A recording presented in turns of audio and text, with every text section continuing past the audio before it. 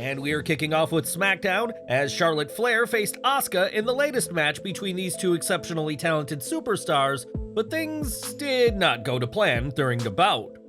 The match saw Asuka get the win over Flair, and Sean Ross Sapp reports that Charlotte needed help leaving the ring after the match, and photos from the event show Flair being tended to.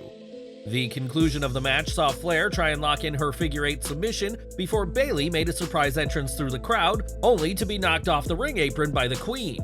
This distraction allowed Asuka to secure the victory, which Bayley was exceptionally pleased with, exclaiming, "Yes, I did that," as Asuka celebrated her win. Of course, injuring Charlotte was not the intended outcome of the match, and fans have been left concerned about her well-being and wondering if she'll need time off.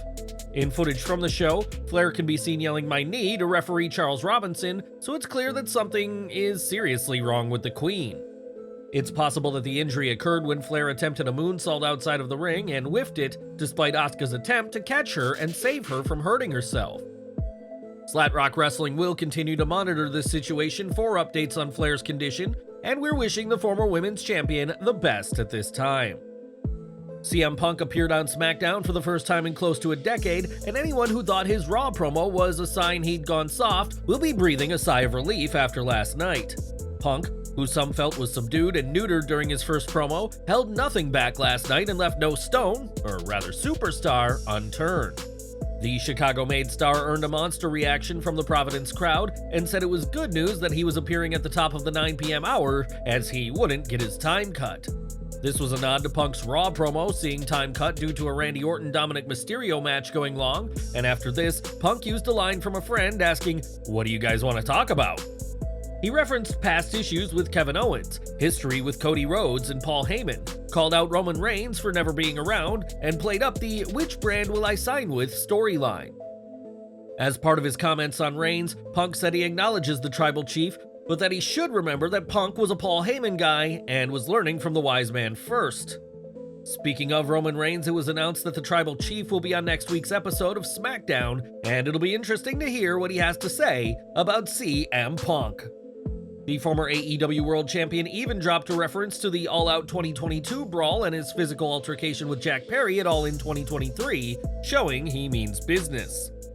Punk also made references to Solo Sikoa, both Jimmy and Jey Uso, Randy Orton, and Shawn Michaels, and made sure to give plenty of time to discuss Seth Rollins. Taking shots at the World Heavyweight Champion, Punk was planting seeds for a hotly anticipated championship match and had one last mic drop statement to give. Punk mentioned that he plans on finishing his story by headlining WrestleMania, casting doubt over the Cody Rhodes Rumble win that fans believed was a given after the defeat at WrestleMania 39.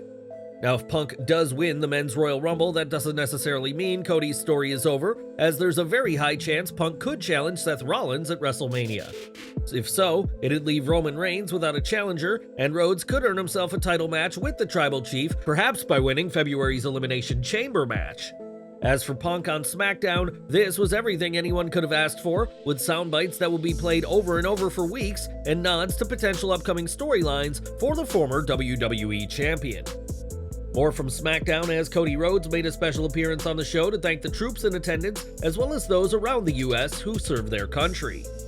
Rhodes once again proved why he is the right face for the company, as he showed gratitude and thanks while never coming across as fake or forced. Rhodes threw to a video package of tribute to the troops' history, showing the importance of John Cena to the legacy of the event in another great outing by the American Nightmare. Since CM Punk's return, Seth Rollins has made it very clear that he's no fan of the best in the world, and a feud between them is expected to be happening very soon. Rollins' issues with Punk have played out both on camera and when WWE wasn't rolling, and now the reigning World Heavyweight Champion has shared why he's taking issue with Punk's return. On the Sports Illustrated Media podcast, Rollins was asked about his visceral reaction to Punk's comeback at Survivor Series War Games, and said, "CM Punk said some really bad things about me, talked down about me for years, and the company for years. I'm talking some really bad stuff. Called me a bootlicker and crap like that. You don't know me. You don't know what I stand for. I'm a loyal person, and I felt pretty insulted by a lot of the ways he treated me, treated the place I work for, treated friends that I worked with. I don't need to get into any of the stuff with Colt Cabana if you want to look at that kind of stuff. That's out there." Even before he signed with WWE's chief rival AEW in 2021, Punk had plenty of negative comments about WWE, and that trend continued once Punk was working for Tony Khan. Now, Punk is back in WWE, but Seth Rollins isn't ready to let things slide despite the overwhelming fan support for the Chicago-made star since his return last month. Now, AJ Styles hasn't been seen on SmackDown since September, and while his return was reportedly set to happen a few weeks ago, that turned out not to be the case. Ahead of last night's show, Styles was being advertised for the broadcast, but once again, the show didn't feature the Phenomenal One, raising questions as to exactly what's going on. According to PW Insider, WWE had planned to bring Styles back weeks ago, but his return has been delayed due to creative reasons rather than any kind of physical setback. Styles is ready to return, but it will be up to creative to decide when he'll actually, and it was added that his return could be any week now. WWE could be holding off on Styles until the Royal Rumble, where he could make a surprise return in the Men's Rumble match, but whatever happens next, AJ's return just wasn't meant to be this week. Unlike Styles, Randy Orton and LA Knight were on this week's SmackDown and defeated Solo Sikoa and Jimmy Uso just 7 days before the return of undisputed WWE Universal Champion Roman Reigns. Orton and Knight overcame early dominance by the heels to halt their momentum and put them away, with Orton dropping Uso with an RKO for the second week in a row to get the win. The Viper must not have been watching WWE TV during his hiatus, as despite being advertised a team with LA Knight, he had no idea who the megastar was. While he protested that he didn't need saving, Nick Aldis said that fans wanted to see that match, and so did he. Orton revealed that he didn't even know who LA Knight was until last week. Of interest was that Paul Heyman was not by the side of the Bloodline just moments after CM Punk reminded the world that he was his wise man before Roman Reigns. How that factors into next week's show, and if Heyman has to answer for his absence, will be of the utmost interest. It was on last week's SmackDown that Orton officially joined the Blue Brand, much to the delight of GM Nick Aldis, whose mood soured when Orton hit him with an RKO. Orton would be fined $50,000 for the act of aggression, but in a backstage segment this week, it was revealed that he'd paid $100,000. When asked about his generosity, Orton explained that he's simply paying off the next fine he's going to receive, as the Viper will continue to do things his way now that he's back on WWE TV.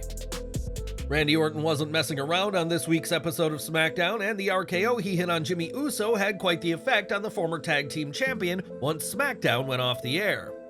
In a post-show dark match, Intercontinental Champion Gunther faced Chad Gable in another excellent match between the pair, and throughout the match, Jimmy was at ringside. Uso continued to lay down and sell the effect of the RKO from Orton in a frankly hilarious moment, and this is the second week that Jimmy has been out cold from an RKO. Both last week and this week, the KO'd Jimmy had to be rolled out of the ring so that the show could proceed, and with Orton's war with the Bloodline far from over, Jimmy may need to start investing in neck braces soon enough. For decades, Vince McMahon ruled over WWE with an iron fist, but ever since Nick Khan took over as president and Triple H became COO, McMahon hasn't had the influence he once did. It wasn't too long ago that Vince was plucked from the creative team by Ari Emanuel, who was effectively his boss, but Vince made a surprise appearance this week at WWE HQ. Now, before you begin picturing McMahon storming into a boardroom meeting with his iconic strut, PW Insider's report makes clear that McMahon was attending the annual company holiday party. The party was this past Wednesday evening and was the first to take place at WWE's new HQ, and it was a rare appearance by McMahon, who hasn't been around as much as of late. McMahon hasn't been a regular attendee of these parties before, but the report adds that not only was he there, but he made an effort to speak with as many employees as he could. Those who attended the party described McMahon as approachable and friendly, which we very much doubt was the case when he was the unquestionable king of WWE's vast empire. Vince McMahon recently parted ways with a ton of stock, but it was made clear that he is not leaving WWE, and his presence at this week's party certainly caused a stir among the WWE staff. More from SmackDown now, as this week's show was a tribute to the troops, and in addition to the service people in the crowd, there was a special guest on the show. John Bradshaw Layfield made his WWE return on the show to provide commentary alongside Michael Cole and Kevin Patrick, and it was fitting to have JBL on the show. It was Layfield who came up with the idea of Tribute to the Troops back in 2003, and the former WWE champion was able to provide his insight throughout the broadcast. Next week, ROH will host its Final Battle pay-per-view, and while Athena will be looking to once again retain her Women's World Championship, she won't be going into the show 100%. In a tweet, Athena shared that she suffered a broken nose, and while this post was deleted, PW Insider later confirmed that her injury is very real. It is believed that the injury happened during the ROH taping in Montreal during a brawl with Billy Starks, and possibly when Athena was tossed into a guardrail or ring post. Despite the broken nose, Athena has made it clear to ROH that she will wrestle at next week's Final Battle event, in quite the show of resiliency from the longest-reigning ROH Women's World Champion. Wrestling fans can undoubtedly admire her resilience and dedication to her craft even in the face of adversity, and we wish Athena a swift recovery and look forward to seeing her in action at Final Battle. Over to Raw now, as Sami Zayn was on this week's show, where he faced Drew McIntyre, and the Scottish Warrior won the match when he targeted Zayn's knee. The former tag champion was seen clutching his knee after the match, and this may all have been done to write Sami off of TV for the time being. In the Wrestling Observer newsletter, it is reported that Sami recently asked for time off WWE and was granted it, but he won't be leaving the ring just yet. The report adds that Zayn is still scheduled for the December 28th event in his native Laval, Quebec, Canada, and it's normal for the show to be built around the hometown hero.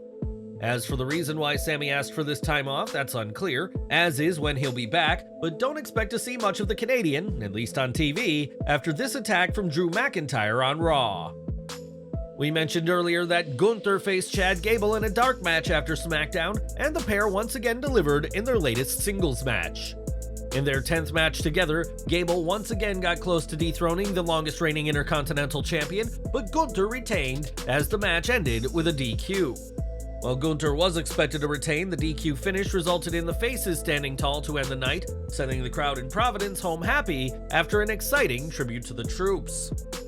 More from SmackDown now, as Bobby Lashley punched his ticket into the semifinals of the US Championship Contenders Tournament with a victory over Karrion Kross. Given the booking of Lashley compared to the booking of Kross, the result of this match was never in any question, even if Lashley's status as a heel is. The Almighty weathered the brief storm presented by Kross and folded him up with the spear for the win, and earned an overwhelmingly positive response from the crowd. While one may chalk that up to the tribute to the troops crowd showing respect to the former sergeant, the fact that he'll be against Santos Escobar next could be a sign of a face turn. Lashley will once again face a heel, and it begs the question if WWE has given up on Lashley in the Street Profits heel turn, or if this is just a case of booking as needed. For years, Gabby Tuft worked as part of WWE, but after being released from the company in 2012, Tuft competed one more time in 2014 before calling it a career. Speaking to TV Insider recently, Tuft recalled a taping of SmackDown inside Madison Square Garden last year, but despite asking, the former superstar wasn't allowed backstage. Tuft wasn't aware of the reason why backstage was off limits, and added that the relationship with WWE is a good one, and recently teased a return to the ring. Whether Tuft competes again or not, we'll have to wait and see, but if Gabby wants to be backstage at a WWE event again, it may be a case of getting a new contract with WWE first. Now, the last time fans saw Cora Jade, she was losing a kendo stick match to Dana Brooke on the August 25th NXT, and after storming out of the locker room, she hasn't been seen since. A lot has changed since then, including the release of Brooke, and we could be mere hours away from the return of the former NXT Women's Tag Team Champion. PW Insider reports that Jade was spotted yesterday in Orlando and was with the rest of the WWE NXT crew traveling north to Bridgeport, Connecticut for NXT Deadline. Cora Jade recently clapped back at fans who miss her, but decided to post cryptic updates while she remained absent, rather than give any concrete news about when fans can expect her back. Jade is somebody that fans have had an eye on for some time, and she could make an impactful return tonight, perhaps in the Iron Survivor Challenge. Time will tell. Earlier this month, WWE released Mackenzie Mitchell from her contract and also parted ways with staff from their offices, and now we know more about who was let go. The Wrestling Observer newsletter has revealed that WWE ceased working with Michael Wheats, the Senior Vice President of Financial Planning, and Craig Stimmel, the Head of Global Sales and Partnerships. Karen Mullaney, the Controller and Chief Accounting Officer, was let go, as was Stuart Frey, the Senior Vice President of Streaming Technology, and Matt Gayer, the Senior Vice President of Gaming. It's never fun to lose your job, especially this close to the festive season, and we're hoping that everyone cut from WWE recently lands on their feet in the new year. From the moment CM Punk returned at Survivor Series, fans speculated on high-profile matches for the best in the world, and it doesn't come more high-profile than Roman Reigns. During his return promo on Raw, Punk referenced a wise man and a clear nod to Reigns' special counsel Paul Heyman, and it's believed that a Punk-Reigns feud will happen down the line. This feud won't be anytime soon, however, and when Jey Uso was asked about this potential match, the former Bloodline member had to acknowledge the Tribal Chief. He said, "Hell yeah, the Tribal Chief is ready to put anybody and everybody down, man. CM Punk might find out just like the rest of us did. It's different when you get out there with the Tribal Chief." The Roman Reigns of 2023 is far different than the Roman Reigns of 2014 when Punk was last in WWE, and no matter who wins, these two will put on an epic match when the time is right. Now, Kalani Jordan is one of the young up-and-comers in WWE NXT, who after competing in NXT Level Up has become a regular of the Gold brand's main show. Fans have been impressed by Jordan's development, and they're not the only ones, as the Wrestling Observer newsletter reports that WWE officials are very high on the young star. The belief is that Jordan has come exceptionally far in just 37 matches, and it was pointed out that she actually only started wrestling 9 months ago. WWE's faith in Jordan is already making it to TV, as she made it to the finals of the Women's Breakout Superstar Tournament and will compete in tonight's Iron Survivor Challenge. Whether Jordan will beat Lash legend Fallon Henley, Blair Davenport, and Tiffany Stratton, that remains to be seen, but expect big things for Kalani Jordan, no matter the result of tonight's match. In the US title contenders tournament, Santos Escobar advanced to the next round with a win over Dragon Lee in a rematch from their Survivor Series clash that Escobar also won. Interrupted by a commercial break, this match was good when it had the potential to be great, and hopefully these two have another chance to tear the roof off down the line. And we're ending today with WWE, as the Stamford-based promotion actively tried to pressure venues from hosting AEW events, as they had a clause in contracts limiting the time frame for AEW shows before or after WWE events. In essence, any venue that hosted a WWE show couldn't hold an AEW event for 6 months before the WWE show or 6 months after, and the venue were prohibited from selling AEW tickets until after the WWE show. Now though, things have changed, as the Wrestling Observer newsletter reports that WWE is no longer enforcing restrictions that would block AEW from running in certain venues. An example is the Coca-Cola Coliseum in Toronto, where AEW recently announced a show, despite WWE also having an event scheduled at the same venue. It's unclear why WWE has changed, though perhaps the antitrust lawsuit from MLW has led to WWE playing more fair. And whatever the cause, this is welcome news to Tony Khan and his company.